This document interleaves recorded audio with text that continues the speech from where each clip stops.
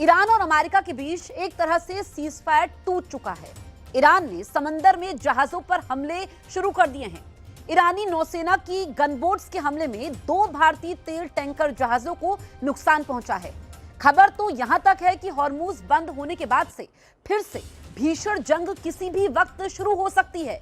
Iran ने यह भी ऐलान कर दिया है कि राष्ट्रपति ट्रंप की बेतुकी मांगों के चलते वो पाकिस्तान में होने वाली वार्ता में नहीं जाएगा। ईरान ने अपनी तरफ से वार्ता कैंसिल कर दी है। खबर तो यह है कि ट्रंप ने ईरान पर बहुत बड़े हमले के निर्देश दे दिए हैं।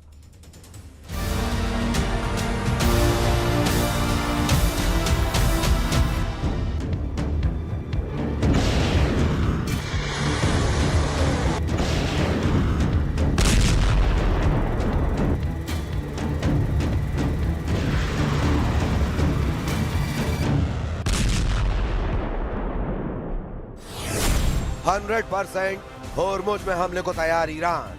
ट्रंप को मिलेगा 0% यूरेनियम। ईरान और अमेरिका के बीच किसी भी वक्त भीषण जंग दोबारा छिड़ सकती है।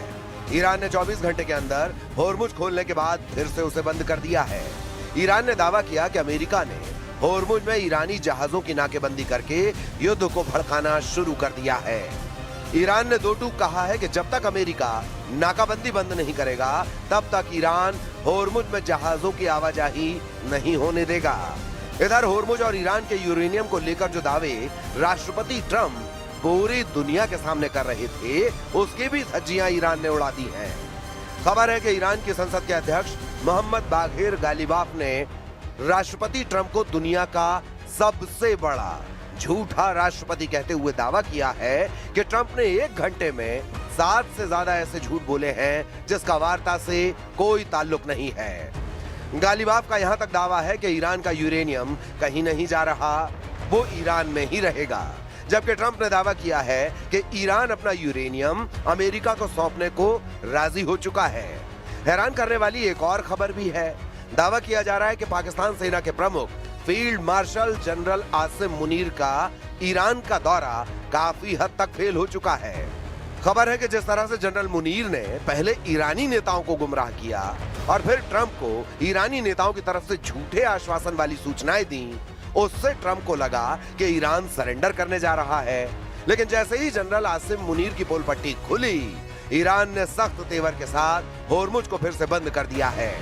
ऐसे हालात में अब दावा किया जाने लगा है कि 22 अप्रैल या फिर 22 अप्रैल से पहले ही ईरान अमेरिकी अड्डों पर हमले कर सकता है, या फिर होर्मुज में जो 16 अमेरिकी युद्धपोत ईरान की घेराबंदी किए हुए हैं, ईरान उन पर भी हमला कर सकता है। ट्रंप ने बोले 7 झूठ, फिर भड़का ईरान का होर्मुज युद्ध। ईरानी संसद के अध्यक्ष मोहम्मद बाघिर गालिबाफ ने 17-18 अप्रैल 2026 की रात को सोशल मीडिया प्लेटफॉर्म एक्स पर एक बेहद कड़ा बयान जारी किया है।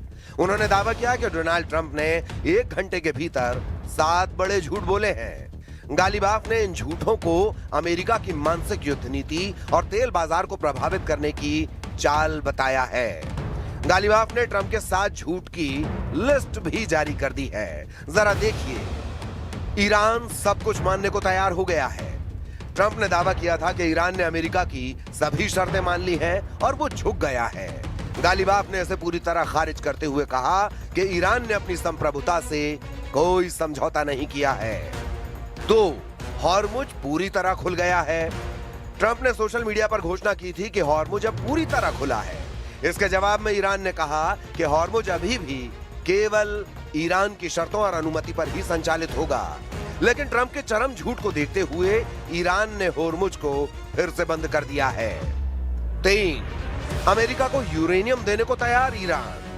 ट्रंप ने कहा कि अमेरिका जल्द ही ईरान से उसका संवर्धित यूरेनियम उत्खनन करके अमेरिका ले जाएगा। ईरान ने इसे हास्यास्पद झूठ बताया और कहा कि उनके परमाणु कार्यक्रम पर ऐसा कोई समझौता नहीं हुआ है। 4, ईरान ने खुद फोन करके डील की मांग की।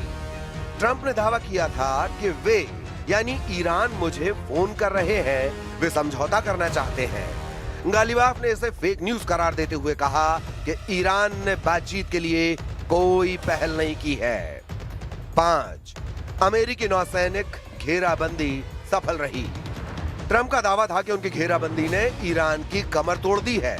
ईरान का तर्क है कि वे अभी भी अपना व्यापार वैकल्पिक मार्गों और रूस चीन की मदद से जारी रखे हुए हैं। 6. इजराइल के साथ युद्ध समाप्त होने वाला है। ट्रंप ने संकेत दिया था कि एक टोटल रिजोल्यूशन यानी पूर्ण समाधान के बहुत करीब है। ईरान ने इसे केवल चुनावी और बाजार को साधने वाला ट्रंप का झूठ करार दिया है। 7. खतरनाक ईरानी नेतृत्व से गुप्त संपर्क। ट्रंप ने दावा किया था कि वे ईरान के एक सम्मानित व्यक्ति के संपर्क में हैं। ईरान ने इसे नेतृत्व के बीच वोट डालने की एक असफल कोशिश बताया है। در کنترل کامل و هوشمندانه ایران اسلامی است، هر زمانی با مقتضیات خودش از این تنگه استفاده میکنه و آمریکایی‌ها باید بپذیرن که اینجا محل قلدری نیست، محل گردنکشی نیست، اینجا محل تواضع هست. Very important is that Iran does not have a nuclear weapon, and they've agreed to that. Iran's agreed to that, and they've agreed to it very powerfully. They've agreed to give us back the nuclear dust that's way underground because of the attack we made with the B-2 bombers. So we have a lot of agreement with Iran, and Trump ने बोले 7 झूठ, 3 दावों से Iran ने खोली पोल। Hormuz लगभग 47 दिनों तक बंद रहा, लेकिन जब 17 अप्रैल को ईरान ने ऐलान किया कि हॉर्मुज को व्यापारिक जहाजों के लिए पूरी तरह से खोल दिया गया है, तो पूरी दुनिया ने राहत की सांस ली। कच्चे तेल के दामों में भारी गिरावट दर्ज की गई, लेकिन हैरान करने वाली बात यह है कि इस फैसले के महज 15 घंटे के अंदर ही ईरान ने हॉर्मुज को फिर से यह कहकर बंद कर दिया है कि अमेरिका ने नाकाबंदी बहाल नहीं की है और इसीलिए यह सीज फायर का उल्लंघन है। दावा किया जा रहा है कि यह सारा फसाद ट्रंप के उन 7 झूठों की वजह से है, जिसे ईरान ने 3 बयानों से समझा दिया है।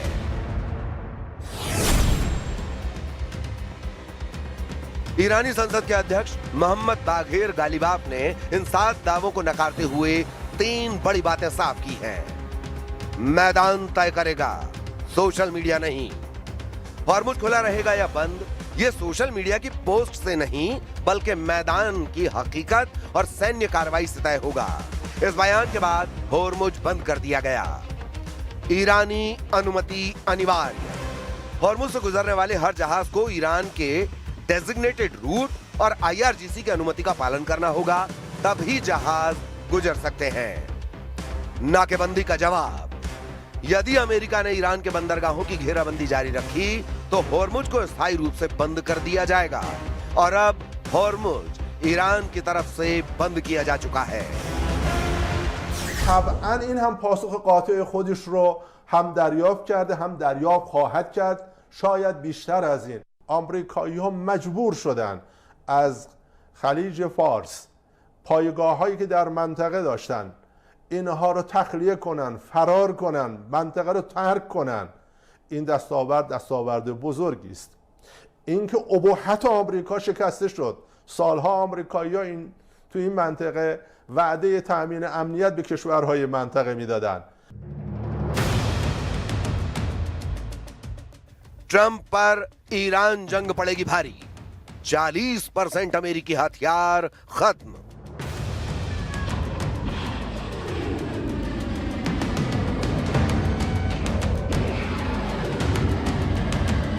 बाईस अप्रैल की सीजफायर डेडलाइन से पहले अमेरिका के लिए ये एक बड़ी चुनौती है। हथियारों की कमी ट्रंप प्रशासन को ईरान के साथ जल्द समझौता करने या फिर किसी और देश जैसे रूस या चीन से सप्लाई चेन में मदद लेने के लिए मजबूर कर सकती है। ईरान युद्ध के 39वें दिन अमेरिका के हथियारों के भंडार को लेकर जो आंकड़े सामने आए हैं वे काफी चिंताजनक हैं। विशेषज्ञों का मानना है कि जिस रफ्तार से हथियारों का इस्तेमाल हो रहा है वो अमेरिकी रक्षा उद्योग की उत्पादन क्षमता से कहीं अधिक है। ताजा आंकड़ों और रिपोर्ट्स के मुताबिक जो आंकड़े आए हैं वो हैरान करने वाले हैं। हथियारों की कमी के प्रमुख आंकड़े जान लीजिए। थार्ड और पैट्रियट इंटरसेप्टर। युद्ध के शुरुआती 16 से 20 दिनों में ही अमेरिका ने अपने थार्ड इंटरसेप्टर का लगभग 40% स्टॉक इस्तेमाल कर लिया था। ईरानी मिसाइलों को रोकने के लिए भारी संख्या में पैट्रियट यानी PAC-3 मिसाइलों का इस्तेमाल हुआ। टॉमहॉक मिसाइलें। अमेरिकी नौसेना ने अब तक लगभग 535 से अधिक टॉमहॉक मिसाइलें दागी हैं, जो कुल इन्वेंट्री का लगभग 17% से 20% है। एक मिसाइल की कीमत लगभग $3.5 मिलियन यानी 29 करोड़ है। ATACMS और सटीक गाइडेड हथियार। रिपोर्टों के अनुसार अमेरिका ने अपने ATACMS और प्रिसिजन स्ट्राइक मिसाइलों का लगभग 46% हिस्सा खर्च कर दिया है। युद्ध के कारण अब तक ईरान को हुए आर्थिक नुकसान के साथ साथ अमेरिका और इजराइल का सैन्य खर्च भी अरबों डॉलर में पहुंच गया है। केवल मिसाइल डिफेंस पर ही अमेरिका ने अब तक $10 बिलियन यानी 840 अरब या कहें 84,000 करोड़ रुपए खर्च कर चुका है। डिफेंस एक्सपर्ट जैसे CSIS का कहना है कि समस्या ये नहीं है कि हथियार कल खत्म हो जाएंगे, बल्कि यह है कि यदि चीन के साथ कोई नया मोर्चा खुलता है तो अमेरिका के पास पर्याप्त स्टॉक नहीं बचेगा। खबर है कि पेंटागन ने हथियार निर्माताओं को उत्पादन चौगुना करने का निर्देश दिया है, लेकिन विशेषज्ञों का मानना है कि इन्वेंट्री को प्री वॉर लेवल पर लाने में 12 से 18 महीने का समय लगेगा।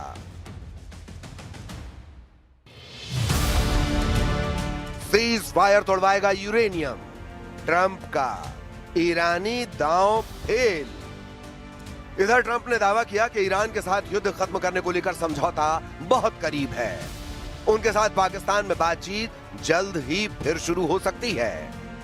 हालांकि अमेरिकी अधिकारियों के मुताबिक मिडिल ईस्ट में तैनात सैनिक फिर से हथियारों से लैस हो रहे हैं और अगर ईरान के साथ बातचीत फेल होती है तो वे दोबारा लड़ाई के लिए तैयार हैं। लेकिन सवाल उठता है कि आखिर ट्रंप को यह क्यों लगता है कि ईरान उसे अपना यूरेनियम देने जा रहा है, और क्यों ईरान में किसी भी नेता ने खुलकर नहीं कहा है कि हम अमेरिका को यूरेनियम सौंप देंगे। इसे भी अच्छी तरह से समझ लीजिए। ईरान और अमेरिका के बीच तनाव एक ऐसे मोड़ पर है जहां युद्ध की आहट और शांति वार्ता की कोशिशें साथ साथ चल रही हैं। पिछले 40 दिनों के भीषण हवाई हमलों के बाद 8 अप्रैल से एक अस्थायी युद्ध विराम लागू है, लेकिन यह बेहद नाजुक है।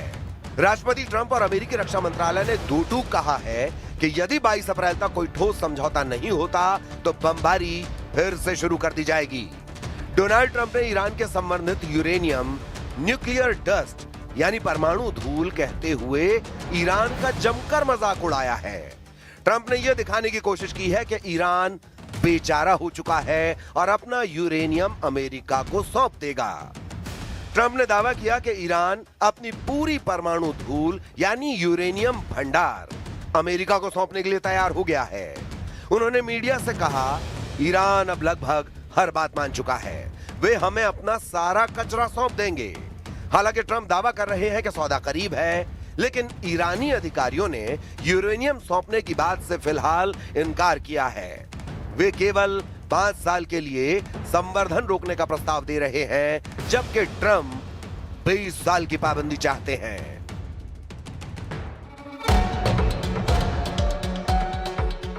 अब देखना होगा कि क्या ट्रंप को ईरान का यूरेनियम मिल पाता है या फिर होर्मुज फिर से बंद होने से ईरान से उसकी सीधी जंग शुरू होती है। लेबनान और इजराइल में हुए सीजफायर पर एक बार फिर से बारूदी बादल छा गए हैं। डील को अभी 24 घंटे भी नहीं हुए कि इजराइल ने लेबनान पर फिर से हमला कर दिया है। आईडीएफ ने इसे सेल्फ डिफेंस और खतरे को देखते हुए पलटवार बताया। हालांकि अभी तक हिजबुल्लाह ने पलटवार नहीं किया है, लेकिन सीजफायर की डील कभी भी टूट सकती है और लेबनान और इजराइल में नई जंग भड़क सकती है।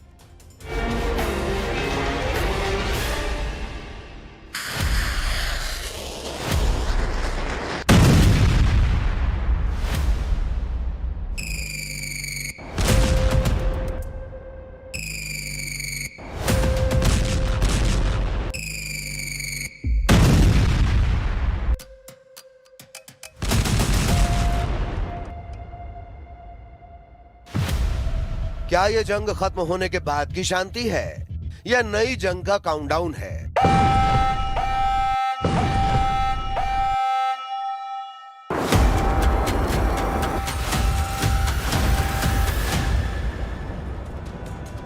दक्षिण लेबनान से लेकर उत्तरी इजराइल तक हर तरफ एक अजीब सी खामोशी है। लेकिन क्या इस खामोशी के नीचे बारूद बिछ चुका है?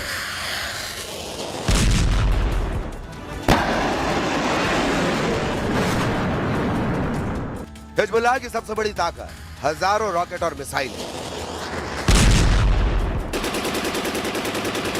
इजराइल एयर स्ट्राइक में माहिर है। आयरन डोम सीज फायर के बाद भी बारूद से फट जाएगा। तो क्या फिर रॉकेट बनाम एयर पावर आपस में तबाही मचाएंगे?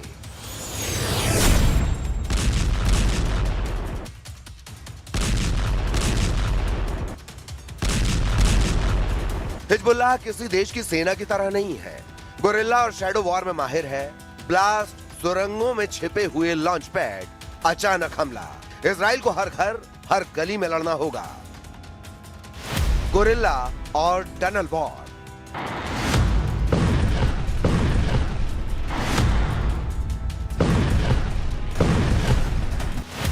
नेतन्याहू का फेल होगा ग्राउंड ऑपरेशन।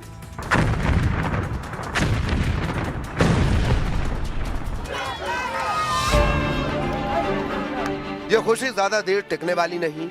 लेबनान में सीज फायर का जश्न अभी शुरू भी नहीं हुआ है कि उत्तरी इजराइल पर हमले की तैयारी का शोर तेज हो गया है।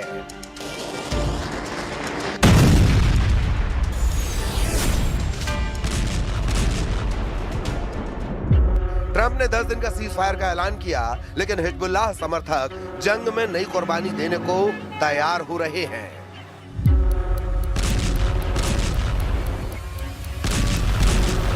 العدو مهما فعل ومهما دمر وقتل ترى بأم العين من الساعة 12 امبارح بالليل إلى الآن وما بعد كمان شعبنا مصر ومصمم. نحن إلي أنا 12 شهيد وبفتخر وبرفع راسي وراحت بيوتنا فدا صباطن وفدا غبراتن. أنا استشهد أولاد خالتي وولاد خالي وجوزي وأولادي فداهم. عندي شبان كمان فداهم، دمي وروحي وكله فدا السيد وفدا المقاومة.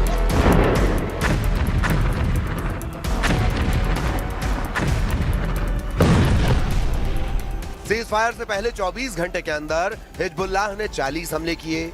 जवाब में इजराइल ने 200 से ज्यादा हिजबुल्लाह के ठिकानों को तबाह कर दिया। लेकिन ये जंग अब दो देशों के बीच युद्ध से कहीं आगे बढ़ चुकी है। इसमें ईरान है, इसमें अमेरिका है, इस जंग में खाड़ी के देश शामिल हैं। इस जंग के एक्टिव होते ही इजराइल पर ईरान के हमले शुरू हो जाते हैं। यमन के हूथी रेड सी में हमला बढ़ाने लगते हैं। गाजा भी फिर एक्टिव हो जाता है।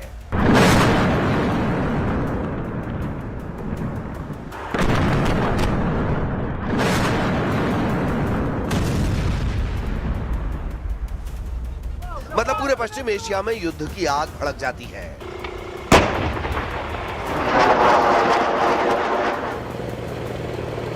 उत्तरी इजराइल के किबुत्ज और शहरों में लोग फिर से अलर्ट पर हैं, क्योंकि हिजबुल्लाह के फाइटर अभी भी एक्टिव मोड में हैं, क्योंकि सीज फायर की मस्ती को मातम में बदलने वाला इशारा हो चुका है।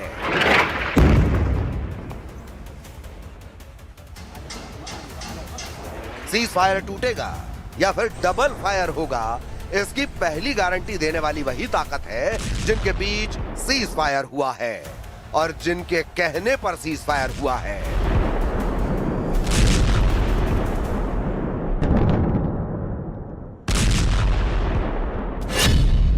सीज फायर में पार्टी है इजराइल और लेबनान, यानी लेबनान की सरकार। इसमें हिजबुल्लाह नहीं है, यानी दो पार्टियों के बीच एक पार्टी हिजबुल्लाह है जिसकी असल मायने में इजराइल से टक्कर चल रही है। वहीं इन तीन पार्टियों के साथ डोनाल्ड ट्रंप भी हैं, जिनकी जमीन यानी अमेरिका में 10 दिन का सीज फायर का ऐलान हुआ है।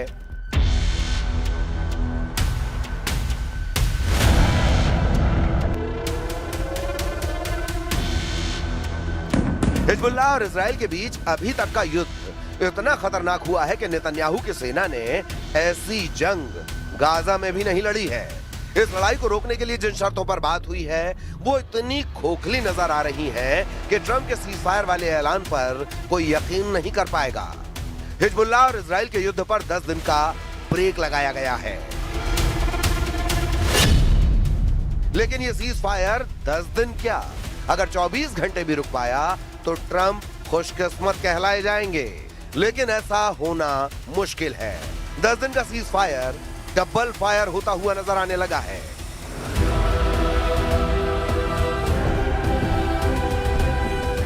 Anti tank missile, drone attack, tank से रौंदने वाली तस्वीरें और लगातार रॉकेट लॉन्चर वाले हमले।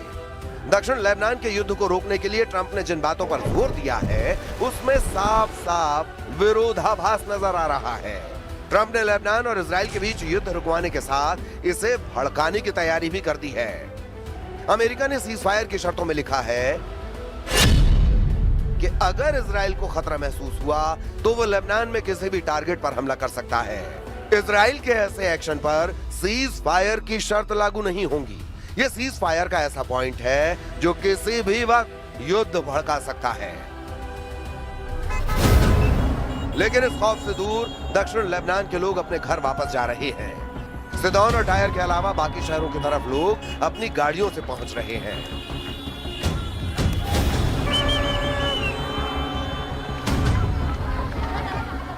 جنوب ما بينور الا باهله والله يرحم كل شهيد اللي خلينا نرجع। इजराइल ने पहले भी सीज फायर के दौरान हिजबुल्लाह के टारगेट पर एयर स्ट्राइक की है और वो लेबनान में अपने ऐसे ऑपरेशन जारी रखेगा। इसे लेकर नेतन्याहू ट्रंप के काबू में आने वाले नहीं हैं। इस बात से हिजबुल्लाह भी बहुत अच्छी तरह वाकिफ है।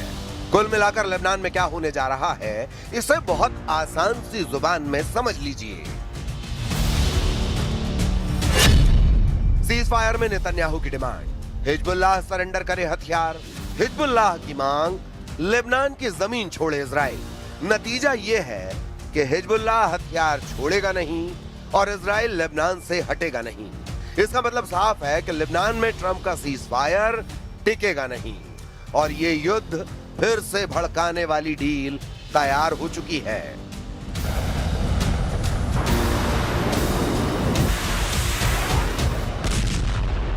אנחנו נשארים בלבנון ברצועת ביטחון מעובה. זה לא 5 הנקודות שהיו לפני שהגת הערים. זה רצועת ביטחון שמתחילה בים וממשיכה עד הר דוב ומבואות החרמון עד גבול סוריה. רצועת ביטחון של 10 קילומטר עובי שהיא הרבה יותר חזקה, הרבה יותר עצימה, הרבה יותר רצופה והרבה יותר מוצקה ממה שהיה לנו קודם לכן. इजराइल के साथ सीज फायर शुरू होते ही दक्षिण लेबनान में लोग लौटने लगे। जिस इलाके से लाखों लोग शहरों को खाली करके उत्तरी लेबनान की तरफ चले गए थे वो वापस आ रहे हैं। उंगलियों से वी यानी विक्ट्री का इशारा करके इजराइल को बताने की कोशिश है कि उसके लिए ये जरूर बफर जोन है, लेकिन उनके लिए ये उनका घर है। जबकि इजराइल की वार्निंग साफ है कि ये इलाका खतरे से खाली नहीं है और लोग भी जानते हैं कि लेबनान के आसमान में इजराइल के लड़ाकू विमानों की गश्त जारी रहेगी और नेतन्याहू के कमांडर्स की जब मर्जी होगी तब लेबनान पर एयर स्ट्राइक होगी। यानी इजराइल का ऑपरेशन रुकेगा नहीं। हिजबुल्लाह को टारगेट करने के लिए टायर से लेकर सिदोन और बाकी शहरों और रिहायशी इलाकों में बमबारी जारी रहेगी।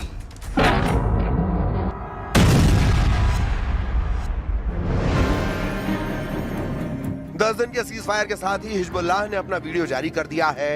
हिजबुल्लाह का दावा है कि वो दबाव में नहीं आएगा, अपने हथियार किसी कीमत पर सरेंडर नहीं करेगा, जबकि यही इजराइल और अमेरिका की शर्त है। इस शर्त को नईम कासिम ने सिरे से खारिज कर दिया है। हिजबुल्लाह का कहना है कि उससे कोई ताकत हथियार नहीं छीन सकती।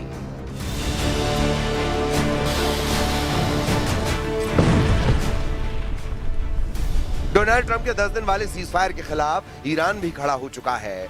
ईरान ने साफ कर दिया है कि अमेरिका के साथ उसका युद्ध तभी पूरी तरह रुकेगा जब लेबनान के खिलाफ इजराइल की जंग पूरी तरह रुकेगी। ईरान के उप विदेश मंत्री सईद खतीबजादेह ने कहा है कि पूरे पश्चिम एशिया में युद्ध रुकेगा तभी अमेरिका और ईरान की जंग रुकेगी।